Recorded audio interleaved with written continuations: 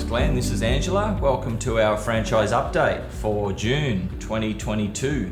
Got lots of things to share with you this month, and starting with our Green Smart training. 20 of our builders have committed to Green Smart, and Green Smart's a training that the HIA offer to help builders have a better understanding of how to build green, and it's something I'm really supportive of. I've been a Green Smart builder for 20 years and built one of the first 10-star rated energy homes in Australia, and something I'm really passionate about, maybe a bit ahead of the curve, but I think there's just a wave of market demand for this type of product. So Angela, you're doing that course. I am, and I'm so excited. I actually went to the HIA Building and Business conference last week, and they had a Green Smart section, and that really inspired me to go and do this. It's just such a great way to build your home, energy efficient. So we're going to go as a brand to the market and say we are a Green Smart brand because of the number of builders that are committed to this. And there's many builders in the group that have already previously done it, and so we're just reinforcing the trajectory we're already on. So that's really pleasing. I'm always pleased to announce a new franchisee in the group, and that's again the case this month. We typically have a new builder join us each month, so we've got another new builder in Melbourne, and further grows our Melbourne team. Got a great team emerging in that Victorian Melbourne market, and guys working really cooperatively. I'm hearing guys talking, some of the builders down there sharing trades and getting consistent supply base and all the types of things you really want to see go on a franchise network, because the franchise, you're accessing all these great systems and training, but you want to be part of a community too, and that really seeing that happen in the Melbourne market. So pleased about that. Yeah. The other big news is we're being approached, and interestingly this month it's happened twice, by project marketing organisations. So these are people that market homes to investors or first home buyers, and they tend to have volume clients, so they want to place 5, 10, 20 builds with a builder. So they're coming to our group saying, Glenn, we want to deal with a consistent brand, a consistent process, a consistent product that'll help their clients, help their business, and they're approaching us about that. So I'm saying to them, and I'm saying to all our builders, you need to be scale ready for this type of thing. So it's a very different builder that can build 1 or 2 or 3 homes a year to someone that can build 20 homes a year. And there's really 5 differences between someone that can do that. Now, the things that you need to have done in your business to be scale ready, they're all available in the franchise. And I just wanted to sort of touch on what they are, because I'm going to be talking to each of our builders about this individually. But firstly, you have to be able to produce a consistent building contract and quote. Now, it sounds easy, but a lot of the builders maybe haven't quite got that mastered. So if you're going to produce 20 building contracts, you have to be able to do that well, use the HIA integration, and produce a quote that's consistent and professional.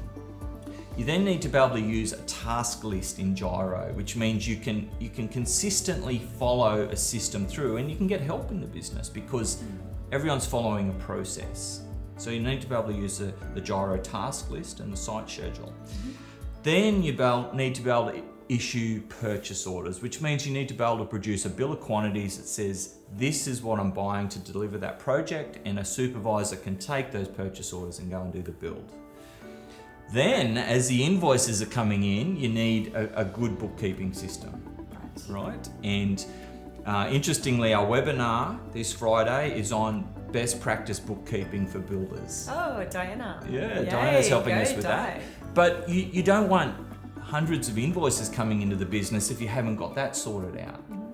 And finally, you need to be using a checklist, a quality assurance checklist. So as you're bringing on new trades, they know what the expectation is. They can follow the checklist and say, yes, we're meeting the acceptable standard. So if you can do all 5 of those things, you're ready to scale and take on this sort of volume work. So we're really focusing on the builders in our group that are ready for that journey and helping them do that. Great. Yeah. Now, Angela, I know you've been putting a lot of headspace into our online selection tool, Constructive. Do you want to give us an update there, please? Okay, so this Constructive software that we're using for our colour selections is a fantastic tool for everyone who is aligned with our national design inclusions or our inclusions. So everything that we, like our suppliers and people that we use within our business for colours and we have in that constructive software. So if you use that software, you can actually use it as a tool for your clients who are thinking about building, maybe they don't know whether to go fast track or custom. You can actually show them this software, you can show them all the pretty pictures, you can show them how they can select things within the software, and it's a great sales tool. Importantly, they can have a login, right? The client can have a login. That's right. Yeah. Clients can get their own login and just play with the software. It's fantastic. So if a client's paid you a preliminary payment, and then there's this gap where they're waiting for reports, waiting for drawings, waiting for their quote, you give them a log into the software and they're off with their mind engaged with the selection process, and instead of shopping around and finding another builder in town. So it's a great way of getting your client really invested in the journey they're going to do with you. It also helps your client not to come to you and say, oh, I know you use SMEG, but I'd really like to use this. So if they go into the software and they see great appliances in there who we are already aligned with, then they will use that product a lot more.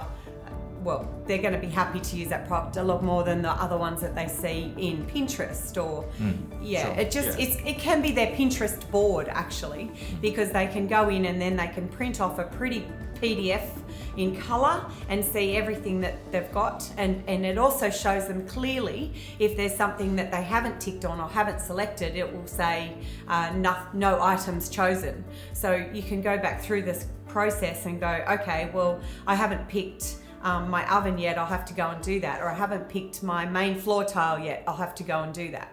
So it just gives them a really quick overview. Yeah, great. Finally, as Angela pointed out, we went down to the HIA Building and Business, and down there, Fair Trading got in front of the room and said, here are the 5 main issues that the industry's facing in terms of defects. So I've taken those 5 top issues and gone back to Integrity Edge and said, let's make sure we're dealing with these Integrity Edge so that our tradesmen, our supervisors aren't making these mistakes. So that's been a real focus of continuing to refine that so that our checklists just really hit the mark in terms of protecting our clients and our builders from common defects. So they're the big things going on in the business at the moment. Look forward to catching up. Bye for now.